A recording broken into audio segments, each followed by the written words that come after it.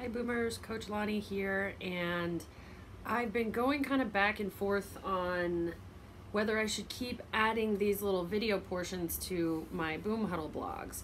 I wasn't sure if it was like too much me on video, if anyone was getting anything out of them. I just was kind of back and forth. I've been all over the place, but I decided not to add them. And then, of course, just this morning in the Boom Room, I had someone come up to me and tell me how much value they were getting out of them. So I'm gonna keep them. I know it's hard to give feedback. You guys are busy. Not a lot of people comment on social media, and that's fine. I don't need you to. But sometimes I wonder, like, where this is going, who's hearing it, who's getting something out of it. But now I know if I'm helping one person, I'm staying. Now, moving on. What I'm talking about today is sort of an elaboration on something I talked about, I gave a talk about, and it was really essentially the other side of self-care. So when we think of self-care, most of the time we think of like, oh, getting a massage, relaxing, making me time, really kind of gentle things, affirmations, really, that kind of vibe. And I wanted to bring up, while all those are so important and so crucial for your mental and emotional and physical health, there's another side that I think is often just forgotten, and it's so important. And what I call these is self-dares. It is the more challenging side of how you take care of yourself. When we raise a kid, or we're trying to support a friend, for example, you don't just, have them go down the easy road. It's important to be challenged, and you're giving them the most when you're preparing them, right? So it's the same thing for yourself. You need to go through challenges in order to become stronger. It's not all, essential oils and bubble baths. And I've gotten so much out of this, so I want to share with you guys what I've learned. So I have 10 things. I'll try to be brief about them. You guys can always go to the blog to get some more detail. But number one is face your fears. This is such a hard one for everybody. I encouraged everyone at last Teach Me Tuesday video to, this week, no excuses, do something that scares you. People don't do what scares them enough. We put it off, we avoid it, and what you're doing with that is you're giving it power that it doesn't deserve.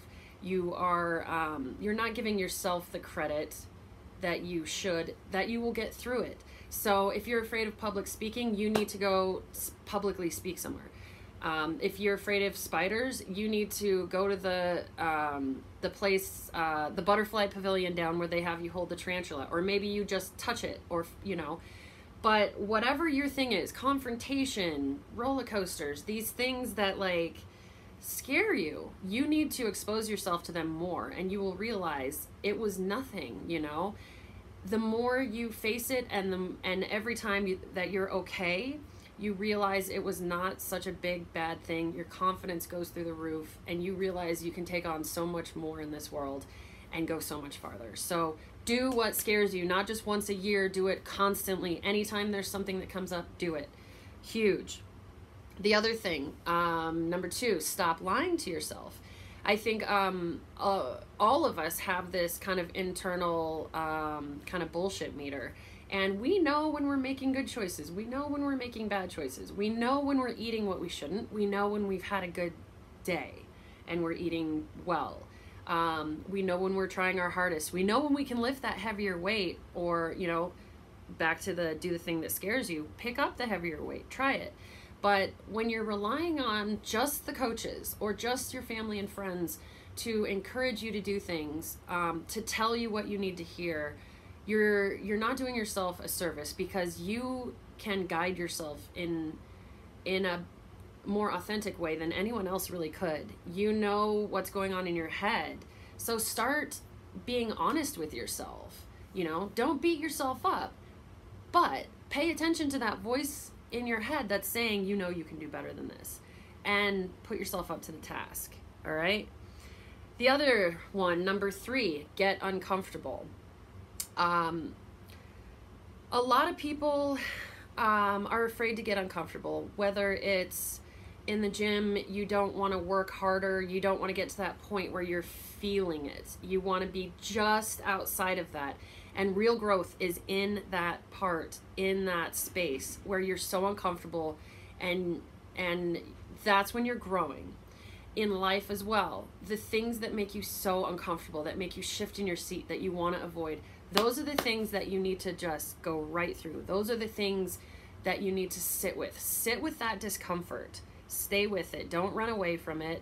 90% of these things that you're uncomfortable with or you're afraid of, you don't need to flee from. We have fight or flight.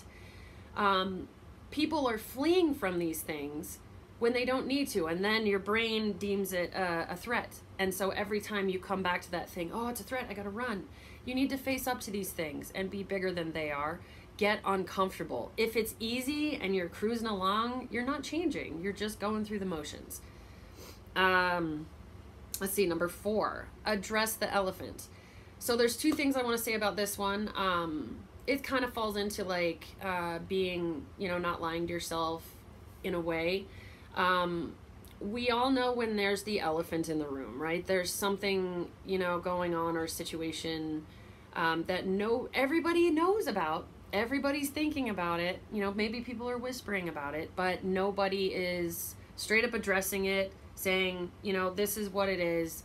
And if you could be the person that just calls it like it is, points out that elephant in the room and moves on from it, I think, I know I admire people like that, and I try to be more like that in my life.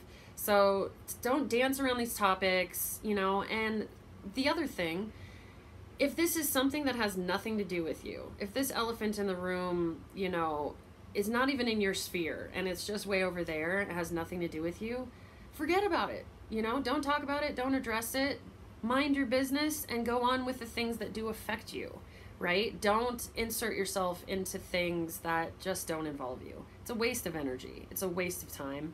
And you guys are better than that.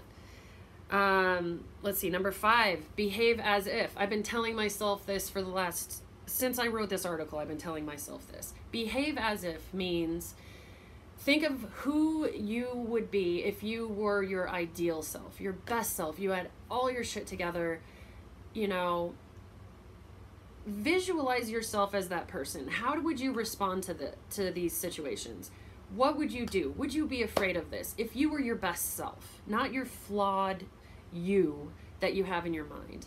And start acting as if you are that person now. Fake it till you make it if you have to. So if you're in a situation where, maybe you should confront a situation, but you're hesitant, you're afraid, if you can stop and have the ability to think, if I were my best self, myself that I would admire, that would make all the right and best choices, what would that person do? And then you do it. That's a good way to move into that person and really become that person, because the reality is you are that person. You just don't realize it yet. So the more you lean into that, the more you're really going to become that person, if that makes sense. I don't even know what number we're on, but listen to criticism. This is another hard one. A lot of us get super defensive when someone says something about us, whether it's true or not. We get defensive. We want to defend ourselves. We don't want to be wrong. We don't want to be the asshole of the situation. We're on our team, we're kind of fighting for ourselves. But what I recommend, and I really try to do, especially in this last year, is take in criticism. And not as a fact, because, as Zach has said before, not all criticism and critique is created equal. Sometimes it's just people bitching, and you can hear it and think about it and dismiss it, because it really doesn't matter. But other times, if you actually take the time to stop and think, okay, what is this person saying about me? Is it true? Is this something that I could address or work on to make myself a better person? A lot of times, whether you like it or not, it is. Even if it's someone that isn't trying to help you or is maybe even against you, sometimes what they're saying, there's a lesson in there. There's something you can learn from it and grow and just become a better person. So take it in, and dismiss it or apply it. Don't just blow it off. Don't just immediately get defensive and not even hear it, right? We got 2 ears, right? Welcome imperfection. That's the next one. While we, it is important to try to be your best self, and how would I, if I was my, ideal self, how would I react to this? That is super important. But also, we can't always make the best choices. We are imperfect. Human beings were not meant to do everything right, and every situation isn't meant to be easy. So we need to accept that about ourselves and realize that, the mistakes, honestly, are where most growth can come. So you're trying to take the right road as much as you can. When you don't, that is the learning experience. That is how we become stronger. And however you think about that and apply it, if you apply it, is how you can become an even better person. So allow yourself to be flawed, allow yourself to be a goof and suck at certain things, and accept yourself entirely, and then learn where you can. Embrace change. So many people are so afraid of change. So many people avoid it, and they just want to stay in their little comfort zone. And my personal belief, and what has helped me, take strides in my life, is accepting change in that. I think life is meant to be change. I don't think we're supposed to stay in this same little situation forever. And I think my analogy in the blog is that, life is like a river, and you flow through it, and sometimes it's rough and sometimes it's gentle, but you're moving, you're flowing through that river. I feel like if you're afraid of change and you don't want to branch out, you don't want to experience things because you don't want bad things to happen, you're just sitting in a stagnant puddle on the side of the bank, and you're missing it. You're missing life. And I don't want you guys to get to where you're so much older and look back and be like, what the hell was I thinking? What was I afraid of? What was I wasting my time for? Life is right now, and we don't know how long we're going to be here. So soak it up. Accept the change. Change can bring challenges, but it also brings so many beautiful things that you never would have been able to experience.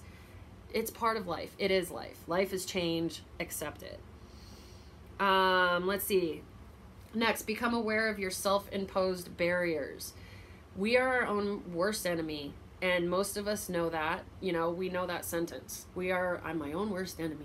But do you know what that really means? Have you actually studied yourself? Have you pointed out, this is specifically what I do?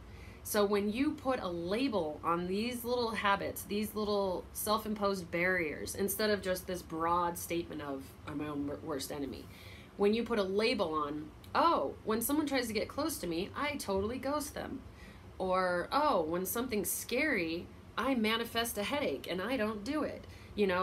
Once you put an actual label and you're totally aware of these things that you do, awareness is the first step. The second step, then you start doing something else. Oh, I know I'm doing that thing again. This is me. The situation doesn't call for it. I'm making myself sick over it. I need to just move through it. Whatever your thing is, know specifically what you do. That is so important. And then the last thing, this isn't as much of a challenge, maybe for some of us, but give, and give some more. I really think that what it is to be human, and the most valuable thing about being a human, is our ability to help each other, and our ability to have an impact on the community and an impact on others. That's why I do these videos. Maybe I'm only connecting with 2 people, but that means a lot to me. And I think, people that are afraid to receive too, or hesitant, or they feel bad receiving what other people give them, you can't give without receiving.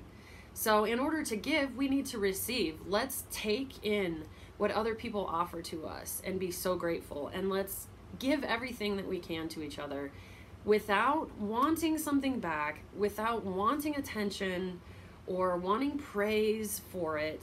Just give because it's like the right thing to do, and really take time to put a lot of thought and think about, how can I help this person? How can I help this cause?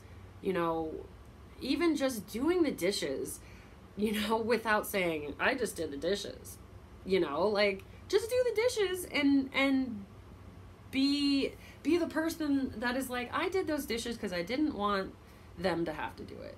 Don't use it as like ammo. So those are my things. I know I talk a lot in these things, so those of you that are still with me, thank you. I hope it's helpful. And just try to apply these to your life, and one step at a time. Watch this again, read the blog again anytime you need a refresher, and that's it. So I'll see you in the boom room. You guys are awesome.